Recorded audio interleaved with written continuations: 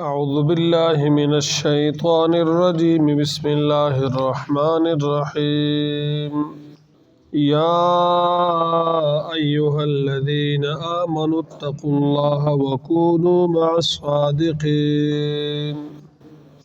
یا ایہا الذین آمنوا، اے ایمان والو، اتقوا اللہ، اللہ سے ڈرو، وکونوا مع الصادقین، اور سچوں کے ساتھ رہو، صادقین سچے لوگوں کے ساتھ ہو جاؤ۔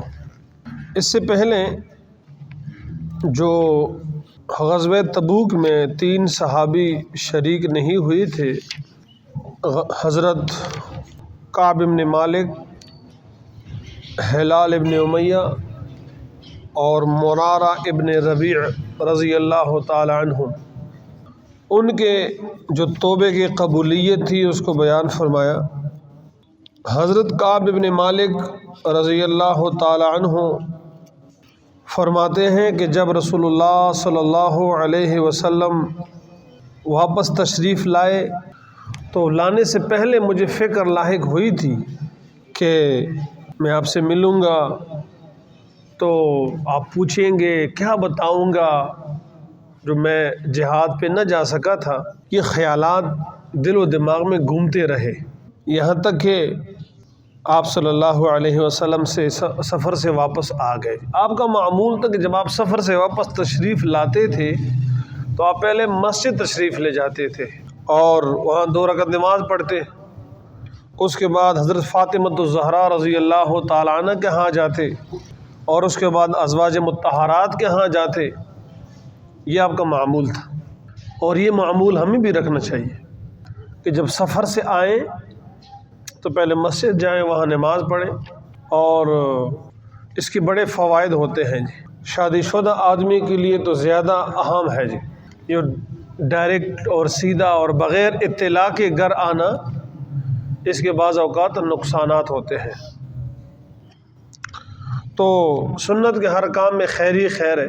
بہرحال حضرت کعب بن مالک کہتے ہیں کہ اس موقع پر بھی آپ نے ایسے ہی کیا، جب آپ واپس تشریف لائے تو آپ ایسے ہی مسجد نبوی میں گئے، نماز پڑھی اور حضرت فاطمہ کے پاس گئے، اس کے بعد ازواج مطہرات۔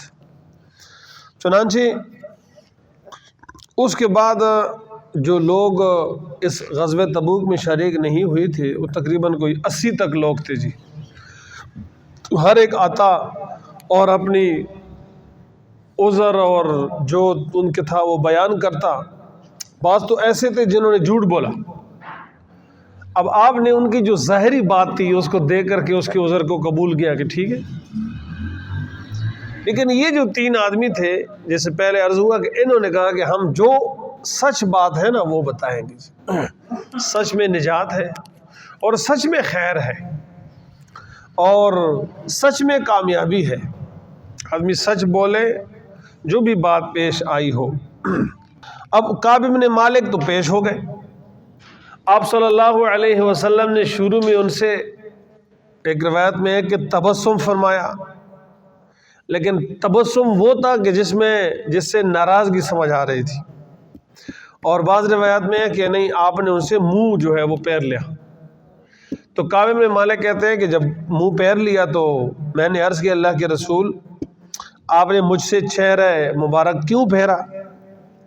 میں نے کوئی منافقت اور کوئی جھوٹ نہیں بولا ہے، اور نہ دین کے حوالے سے میرے دل میں کوئی شک اور شبہ پیدا ہوا ہے، اور نہ کوئی اور مسئلہ ہے، بس یہ کہ میں تو آپ علیہ السلام نے پوچھا کہ اگر یہ معاملہ ہے تو آپ جہاد پہ کیوں نہیں گئے پھر؟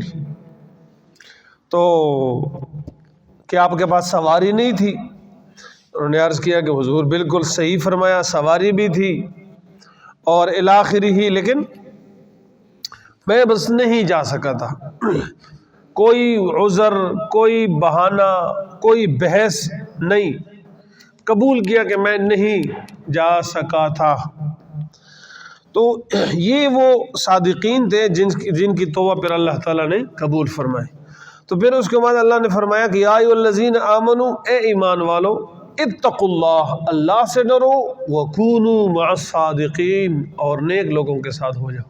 یہ جو آیت ہے کہ ہم سب کے لیے ہے، قیامت تک آنے والے انسانوں کے لیے ہے کہ اے ایمان والو اللہ سے ڈرو۔ پہلی چیز ہے خشیت الہی، اللہ کا خوف، اللہ کا ڈر۔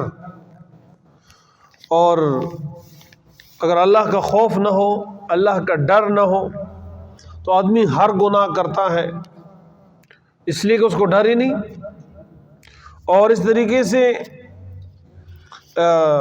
وہ پھر گناہوں کے دلدل میں ایسے پھنستا چلا جاتا ہے کہ پھر بعض اوقات تو واپسی کے راستے ہی سارے بند کر دیتا ہے جی۔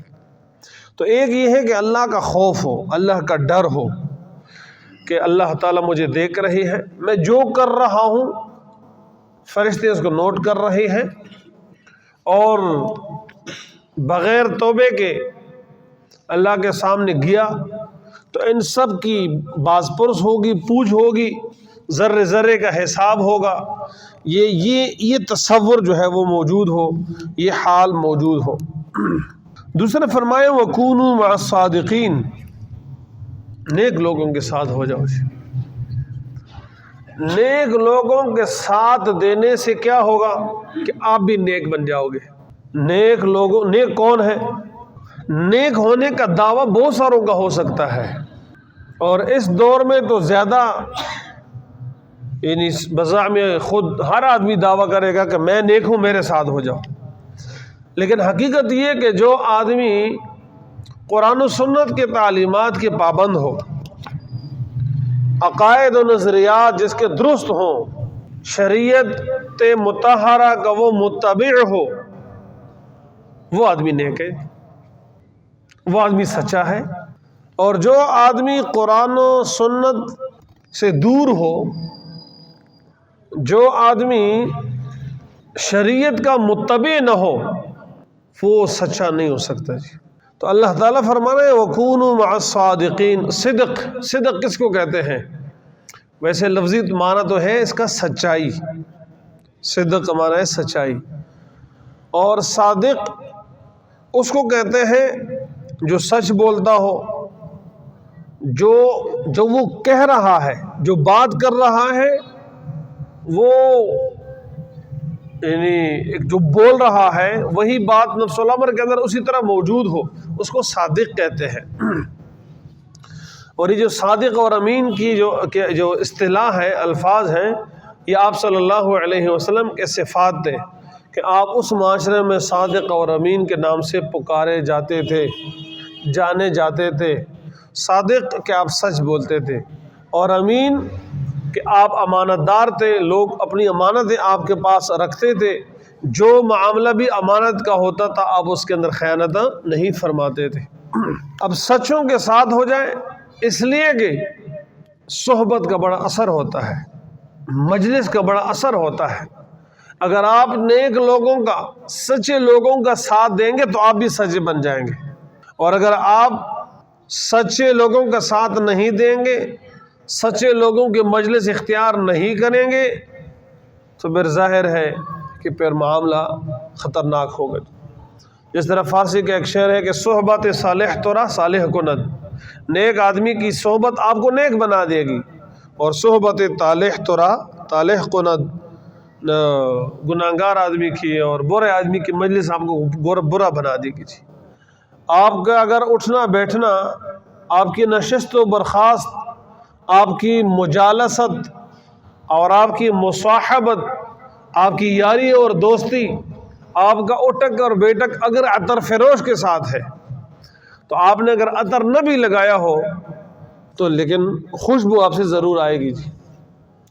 اور اگر آپ کا اٹھنا بیٹھنا لوہار کے ساتھ ہو تو لوہار کے جو شغلے ہیں، آگ کے چنگاریاں ہیں، وہ آپ کو ضرور پڑتے ہوں گی جی۔ یہ مثال ہے اس بات کی کہ ہمارا اٹھنا بیٹھنا کس کے ساتھ ہے جی، ہماری مصاحبت اور ہمارے تعلقات کس کے ساتھ ہے جی۔ اگر سچوں کے ساتھ، نیک کے ساتھ، آپ بھی نیک بنیں گے، سچے بنیں گے، اور اگر برے لوگوں کے ساتھ ہیں، گندے لوگوں کے ساتھ ہیں، خراب لوگوں کے ساتھ ہیں، منشیات کے عادی لوگوں کے ساتھ ہیں، تو آپ بھی اسی راستے پر چل پڑو گے۔ اور حدیث پاک میں فرمایا کہ المرء علی دین خلیلہ، آدمی اپنے دوست کے دین پر ہوتا ہے۔ کیا مطلب؟ کہ جیسے آپ کے دوست آپ بھی اسی طریقے راستے پر چلو گے۔ آپ کا دوست نمازی ہے، نماز کا ٹائم ہو گیا تو وہ آپ کو مسجد لے کر آ جائے گا، اور اگر آپ کا دوست نمازی نہیں ہے، اذان ہو گئی، نماز کا ٹائم گزر گیا، کوئی پرواہ نہیں ہے جی۔ آپ کا دوست اگر منشیات کا عادی ہے تو وہ جب استعمال کرے گا تو آپ کو بھی اپنے ساتھ ادھر لے کے جائے گا جی۔ آپ کا دوست اگر نیک ہے، با اخلاق ہے، علماء کی قدر کرنے والا ہے، مسجد، مدرسہ، خانقاہ، مرکز ان کے ساتھ اس کا تعلق ہے، تو آپ کو بھی لے کے جائے گا کہ چلے آئیں جی، چلتے ہیں۔ اور اگر آپ کا دوست وہ ڈم ہے، آپ کا دوست جو ہے وہ ڈول باجے والا ہے، آپ کا دوست وہ میوزک والا ہے، تو پھر لازمی بات ہے کہ آپ بھی پھر اسی طرح جاؤ گے، میوزک بھی ان کے ساتھ سنو گے الی آخرہ۔ تو اس لیے میرے بھائیوں، میرے دوستو، ہم خود بھی نیک لوگوں کی صحبت اختیار کر لیں، علماء اور صلحاء کی مجالس میں بیٹھنے کی کوشش کر لیں، اور اپنے اولادوں کو بھی ساتھ لے کے جائیں، اور بری مجالس سے، بری صحبت سے، بری مجلس سے، برے تعلقات سے اپنے آپ کو بچائیں۔ اس لیے فرمایا یا ایھا الذین آمنوا، اے ایمان والو، اتقوا اللہ، اللہ سے ڈرو، وکونوا مع الصادقین، اور سچ لوگوں کا ساتھ دو۔ اور اگر کسی مجلس کے اندر برائی ہو رہی ہے، گناہ، تو فرمایا کہ فلا تقعد بعد الذکر مع القوم الظالمین، اگر وہاں آپ ان کو نصیحت کر سکتے ہیں، منع کر سکتے ہیں، نصیحت کریں ان کو اور منع کریں اس سے، اگر وہ باز آ گئے تو ٹھیک ہے، اگر نہیں آ گئے تو پھر فلا تقعد، پھر واک آؤٹ کرے وہاں سے، پھر وہاں سے احتجاج کرے جی۔ مفتی محمود رحمۃ اللہ علیہ، مجھے بات یاد آ گئی، وہ اسمبلی میں تھے تو بعض اوقات کسی بات پر جو ہے وہ واک آؤٹ کرنا پڑ جاتا تھا، تو کسی نے پوچھا مفتی صاحب آپ اسمبلی سے واک آؤٹ کرتے ہیں تو یہ آپ کے پاس کیا دلیل ہے کہ آپ واک آؤٹ کرتے ہیں؟ تو انہوں نے فرمایا کہ اللہ تعالیٰ نے فرمایا فلا تقعد بعد ذکر مع القوم الظالمین، کہ اگر کسی جگہ پر ایسی بات ہو رہی ہے اور آپ پہلے ان کو کہیں، منع کریں، نصیحت کریں، اگر وہ مان گئے تو ٹھیک ہے، اگر وہ نہیں مانے تو پھر آپ وہاں سے واک آؤٹ کریں جی۔ واک آؤٹ کا معنی نکل جانا اسے، فلا تقعد، پھر اس کے پاس پھر نہیں بیٹھے، چلے جائیں، تاکہ ان کو اس بات کا احساس ہو جائے کہ یہ جو ہم کر رہے ہیں یہ کام غلط کر رہے ہیں۔ اب کسی گھر کے اندر کوئی اس طرح کا غلط کام ہو رہا ہو، وہاں ایک جو بھائی، بیٹا، والد جو بھی ہو، وہ اس پر اس طرح سٹینڈ لے لے اور واک آؤٹ کرے، احتجاج کرے، تو آپ کا کیا خیال ہے وہ برائی بند ہوگی کہ نہیں ہوگی؟ لازمی بند ہوگی۔ لیکن اگر وہ سارے ایسے ہوں، سب ایک دوسرے کے برائی میں ساتھ دینے والے ہوں، لیکن اگر نیکی کی بات آئے تو پھر اس کی جالب اور ترکیبی سوچتے ہوں، تو پھر وہاں کام ظاہر بات ہے خراب ہوگا۔ حالانکہ معاملہ الٹ ہونا چاہیے تھا کہ دین کے معاملے میں متفق ہوتے، اور اگر دنیا کا کوئی معاملہ آتا تو پھر جا کر کے ایسی صورت ہو سکتی تھی۔ لیکن آج کل مسئلہ الٹ ہے کہ ہم گناہ پر متفق ہو جاتے ہیں، غلط کام پر ہمارا اتفاق، اسی وجہ سے تو وہ کام ہو رہا ہوتا ہے، اور اگر وہاں اختلاف آ جائے، کوئی ایک آدمی اس پر انگلی اٹھائے کہ یہ کام غلط ہے، نہیں ہونے دوں گا، تو پھر وہ غلط کام وہاں نہیں ہو سکتا ہے۔ اللہ تعالی ہم سب کو ہماری برائی سے ہماری حفاظت فرمائے۔ الحمدللہ رب العالمین۔